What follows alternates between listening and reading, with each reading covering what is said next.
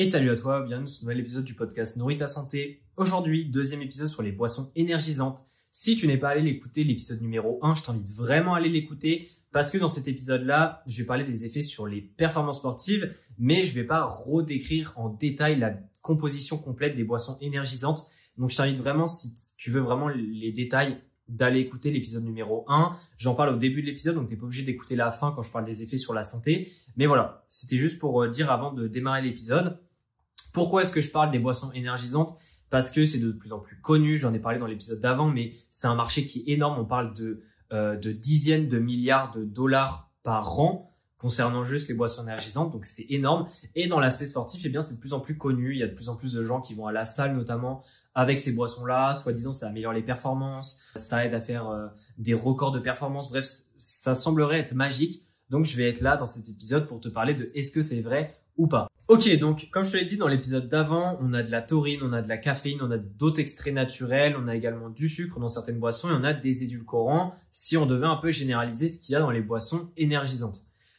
Ici, pour l'aspect sportif, ce qui est surtout intéressant, c'est plutôt la taurine, plutôt la caféine également, le sucre potentiellement, mais ça peut être plutôt défavorable dans certains cas, et puis les extraits naturels, comme je t'ai dit dans l'épisode d'avant, c'est pas très clair. Donc là-dessus, on va pas s'avancer d'un point de vue performance sportive. Sauf que évidemment, je te l'ai dit aussi, mais dans l'épisode d'avant, la taurine, vu les quantités qu'il y a dans les boissons énergisantes, on ne peut pas le prendre en compte parce que ce ne sont pas des quantités qui sont suffisantes pour avoir des effets sur les performances. Donc lui, on s'en occupe pas. Autrement dit, on va parler vraiment de la caféine, du sucre, principalement parce que évidemment, les édulcorants n'ont pas forcément d'intérêt pour les performances sportives.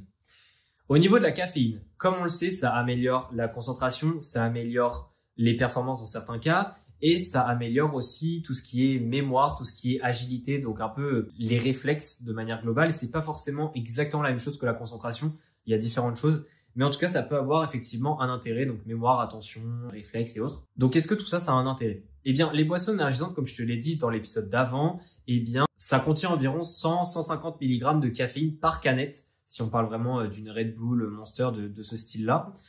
Et c'est une quantité qui peut être, dans certains cas, suffisante pour faire certaines choses d'un point de vue caféine. C'est-à-dire que pour la caféine, il faut entre 1 et 4 mg par kilo de poids de corps de caféine de consommer pour que ça ait un effet sur le mental. Donc tout ce qui est le fait d'être attentif, le fait d'avoir des réflexes, d'avoir une meilleure mémoire, plus de concentration, bref, toutes ces choses-là, c'est amélioré par la caféine à ces doses-là. Par contre, si on veut vraiment être sur des améliorations qui sont physiques, c'est-à-dire avoir plus de force, avoir plus d'endurance, des choses comme ça. Là, on est vraiment sur du 4 à 6 mg par kilo de poids de corps. Donc, tu te doutes bien qu'une seule canette, ça ne suffira probablement pas. Par contre, si on parle seulement de l'aspect mental, une canette pourrait probablement suffire et donc aura forcément des effets sur la performance. Parce qu'évidemment, si tu es plus attentif, si tu as plus de réflexes et autres, selon le sport que tu pratiques, ça va être évidemment très bénéfique.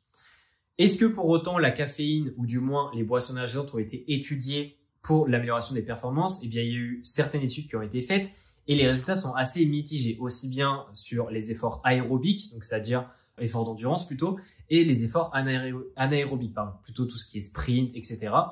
Et il y a certaines études et certains sujets qui ont des résultats positifs et d'autres qui n'ont pas vraiment de résultats. Et même dans certains cas assez rares où il y a plutôt des effets négatifs. Est-ce que ces boissons-là sont sucrées ou pas? Alors, dans certaines études, c'est sucré. Mais en tout cas, ce ne sont pas des quantités qui sont plutôt défavorables pour impacter la digestion. Parce que comme je t'ai dit dans l'épisode précédent, si tu consommes une boisson énergisante un peu trop rapidement et que cette boisson est très sucrée, eh bien, ça peut t'amener à des problèmes de digestion et donc forcément, ça va t'amener à des problèmes de performance. Donc, c'est peut-être ce qui s'est passé aussi dans certaines études. Et si tu veux les études, n'hésite pas à cliquer. Elles sont dans la description de l'épisode du podcast.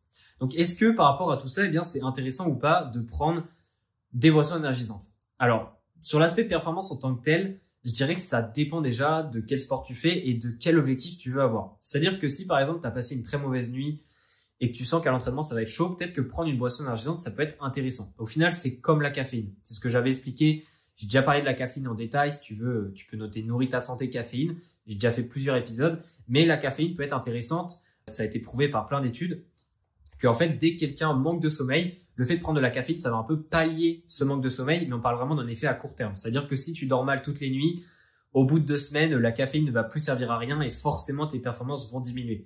Mais si c'est vraiment une nuit de temps en temps où tu dors pas bien, t'as pas du coup beaucoup récupéré, et bien là, la caféine peut être intéressante du coup pour cette journée-là, pour justement t'aider à avoir quand même des performances qui sont intéressantes. Par contre, si c'est ton focus de manière globale, je l'ai déjà un peu expliqué dans l'épisode d'avant, mais si c'est vraiment un aspect dépendant, c'est-à-dire que tu as besoin de la boisson énergisante pour être concentré à ton entraînement, je pense que là, c'est un autre problème. Et je pense que là, c'est pas positif du tout que tu sois dans cette situation.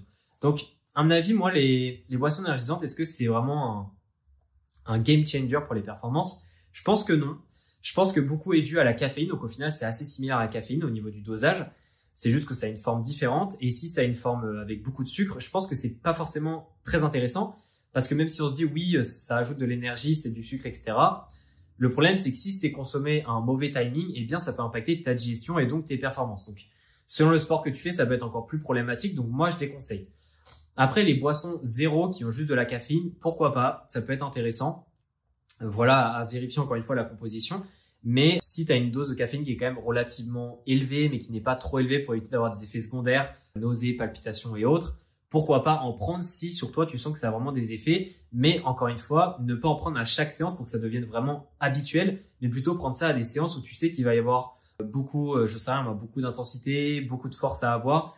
Vraiment des séances un peu corps et autres. Là, ça peut être intéressant d'en prendre, mais dans les séances très banales, je n'y vois pas forcément trop d'intérêt. Donc après, je dirais que cet épisode est vraiment à prendre avec ton propre avis. Il y a également des études qui sembleraient montrer que les boissons énergisantes auraient peut-être des effets sur la récupération musculaire d'un point de vue physiologie. On ne sait pas trop à quoi c'est dû encore. C'est juste des résultats, une étude de 2022, mais ça n'a pas encore été suffisamment répliqué pour savoir si c'est tout le temps le cas et surtout à quoi c'est lié. Donc je dirais qu'il y a encore quelques petits points qu'on ne sait pas, mais la globalité, on la sait déjà vu que c'est extrêmement lié à la caféine. Donc je dirais que ça dépend vraiment de ta façon de t'entraîner. Est-ce que les boissons énergisantes ou pas sont intéressantes? Moi, je pense, juste pour conclure sur cet épisode, que l'avis devrait être un petit peu diminué dans le sens où on a tendance à beaucoup trop surestimer l'impact de ces boissons-là sur nos performances. Je pense qu'il y a aussi un effet placebo, le fait qu'on croit absolument que ça va avoir un effet, ça va avoir un effet. Mais voilà, à prendre avec des pincettes, surtout à prendre avec modération, ne pas en prendre tout le temps. Je pense que c'est vraiment le point le plus important que j'ai envie de dire parce que, évidemment, comme l'épisode d'avant, si tu en prends extrêmement souvent, selon le type de boisson énergisante que tu prends, ça peut avoir des impacts sur ta santé. Donc à ne pas négliger, parce que si évidemment, à un moment donné, tu as des impacts sur la santé, ces impacts sur la santé vont avoir un impact sur tes performances. Donc au final, généralement, quand on a un objectif de performance, il y a quand même une base à avoir au niveau de la santé, sinon ça va pas suivre. Donc dernier point que je voulais dire dans cet épisode. J'espère en tout cas que ces épisodes sur les boissons énergisantes t'auront plu, suffisamment précises. Si tu as des questions, évidemment, n'hésite pas à me contacter sur Instagram, à me poser ta question, ce sera avec plaisir d'échanger. Les études sont dans la description si tu veux en apprendre plus toi-même d'ailleurs. J'ai essayé vraiment de mettre les études les plus récentes, de lire les plus récentes pour te tenir à jour un maximum. Évidemment, je referai peut-être un épisode d'ici 2 ans s'il y a vraiment des grosses nouveautés. Mais en tout cas, c'est ce qu'on a pour le moment comme données scientifiques. On se dit à la prochaine pour un nouvel épisode. N'hésite pas à noter le podcast si ça t'a plu, ça m'aide beaucoup pour le référencement. Et on se dit à la prochaine. Allez, ciao.